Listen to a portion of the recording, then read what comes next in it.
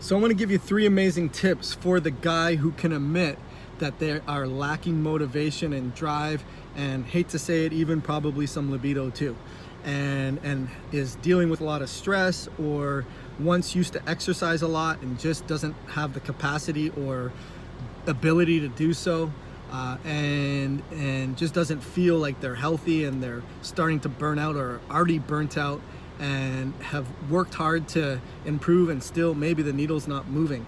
That's who I want to talk to right now. And that really has to do with 3 major things that you can do in terms of hormone health for the guy that's burnt out. And the first one really comes down to stabilizing your glucose. And a lot of things go wrong in that, in terms of lots of calories per meal. Maybe you're doing a keto meal, maybe you're doing a paleo meal, maybe you're doing a mixed meal, probably low carb, some context, or maybe you're refueling and using balanced carbs. I don't know.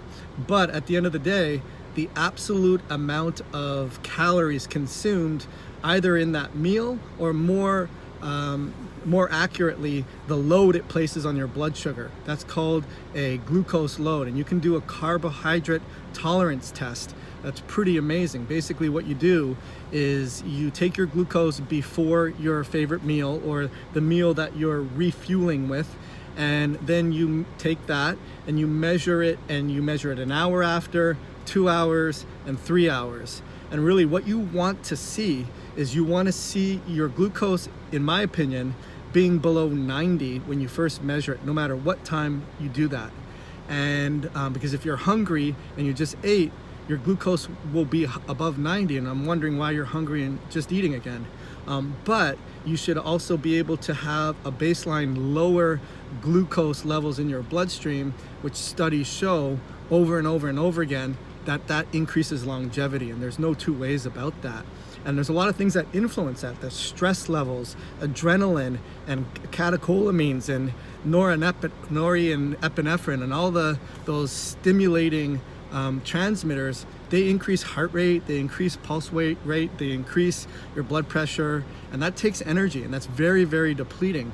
So, at the very end of the day, there's 3 major things that I wanted to explain. The first one is managing your glucose.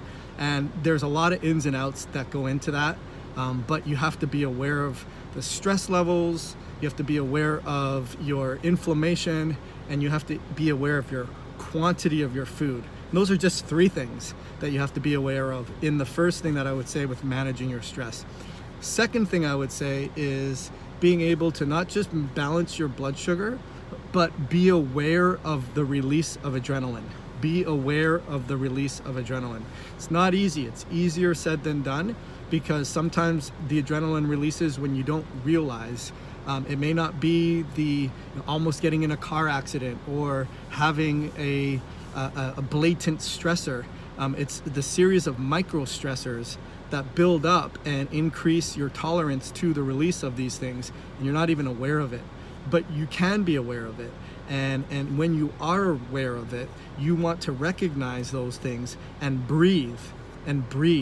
That's really important, because that breathing gets your body more regulated and slows down the depletion of energy and the release of those stress hormones. So that's the second thing. The third thing that I would talk about would have to do with exercise and activity.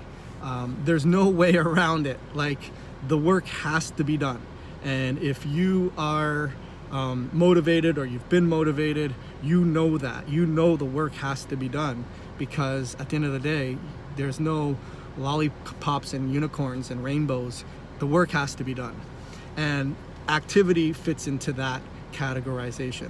And that activity has to do with movement, and it doesn't have to be institutionalized, like going to the gym, especially with people that are fatigued and scared and stressed out. But in my opinion, the gyms are where the healthy people hang out. And anyways, you're not being disgusting and licking stuff. You're washing your hands, you're making your distance, you're being responsible. And really it comes down to being active, walking, movement, doing something creative yet requires you to move. There's no 2 ways about it. So, and studies show now, it's pretty intense, that 30 minutes times 5, 150 minutes a week which really is nothing if you're active, but it's something and craziness if you're not active. And if it is craziness to you, that should be a light bulb telling you, yeah, that like, it's really, I guess, when I'm busy on the go, when I had my normal routine, 30 minutes was, a break, a 30-minute break. So anyways, hope that made a lot of sense. The three things that you can really focus in on are blood sugar. You can understand the breathing and the response of the adrenaline. And the third one would be activity and movement. And you really need to do that. Hopefully that made a lot of sense. If you have any questions, DM me and we can talk about getting your energy back.